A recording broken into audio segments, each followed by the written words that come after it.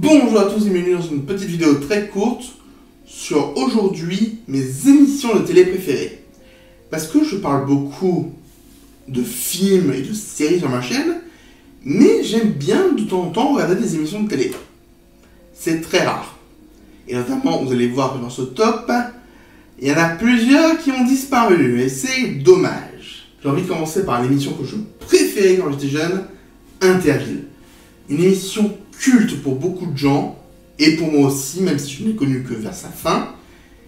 Et quand ils ont fait un revival d'une émission pour les 50 ans, j'étais à fond devant ma télé. J'aurais adoré y participer, ça ne reviendra peut-être pas. Et c'est dommage d'avoir perdu ce genre de monument de la télé qui était vraiment cool. Une autre émission qui a été déprogrammée, c'était Mission Millennium, animée par Jamie de C'est pas sorcier. J'adorais le concept. En fait, c'était une sorte de Pékin Express au Mexique. Et on apprenait des choses. Et franchement, c'était super cool. Seulement, ça n'a duré qu'une saison. Et même si je vois pourquoi on ne pouvait pas parler du Mexique ad vitam aeternam, j'aurais voulu en voir plus. Quitte à le décliner comme Pékin Express ou Koh-Lanta, où on garde le nom original, mais on va dans d'autres lieux.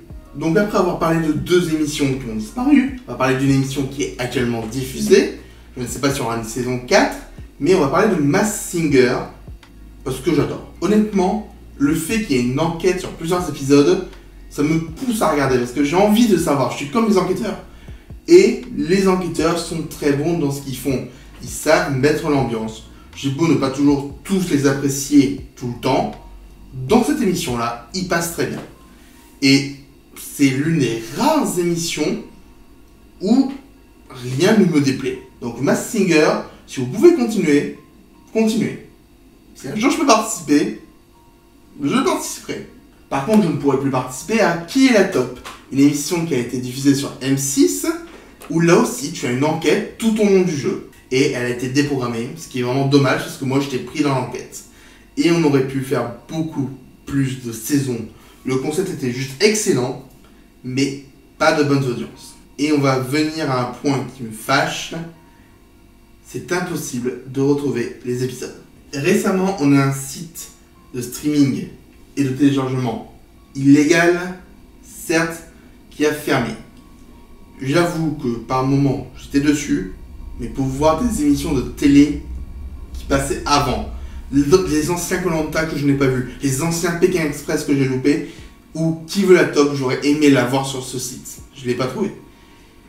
Mais c'est dommage parce que les chaînes de télé rendant indisponibles ces émissions qui peuvent être super cool à revoir, on nous oblige à aller sur des sites de téléchargement illégal. Et maintenant que ce genre de sites ferme de plus en plus, on les démunit. Alors que c'est une histoire de la télé. Et c'est très intéressant l'histoire de la télé. Donc si des directeurs de chaînes me regardent, essayez de mettre à disposition ces anciennes saisons. Ça ne vous coûte rien. Qui est la top, ça va faire maintenant plus de 5 ans que ça a disparu. Les premières saisons de Koh-Lanta, elles ont plus de 10 ans. Mettez-les, ça fera plaisir à ceux qui ont aimé les voir ou aimeraient les redécouvrir. Comme moi. Et surtout, il y a des émissions qui sont juste cultes. Mon émission préférée, celle dont je vais parler maintenant, Fort Boyard. Plus de 30 saisons. Vous imaginez si on pouvait avoir accès à toutes les saisons, voir toutes les évolutions et tout, ça serait génial. Je pense sincèrement que même si Fort Boyard fait un peu enfantin par moment, moi j'aime comment il raconte une histoire avec ce fort, comment ça a évolué. Même si la saison de 2010 est la pire de celle que j'ai vue en tout cas, j'ai envie de la revoir pour voir comment ça a pu évoluer à partir de ce point clé dans l'histoire de l'émission. Mais tout ça, je l'aurai sûrement jamais. Les chaînes de télé, pensez-y vraiment. Il y a des aficionados de la télé qui veulent revoir des émissions importantes. Pensez à eux. Et du coup, je vais profiter de la fin de l'été pour mater Fort Boyard. N'hésitez pas à regarder sur mon Twitter, j'aime bien faire des petits récaps des émissions, des petits avis à chaud. Je le ferai pas tout le temps, parce qu'il y a des samedis où je suis pas disponible, mais n'hésitez pas à regarder. Allez, je vous dis à très bientôt.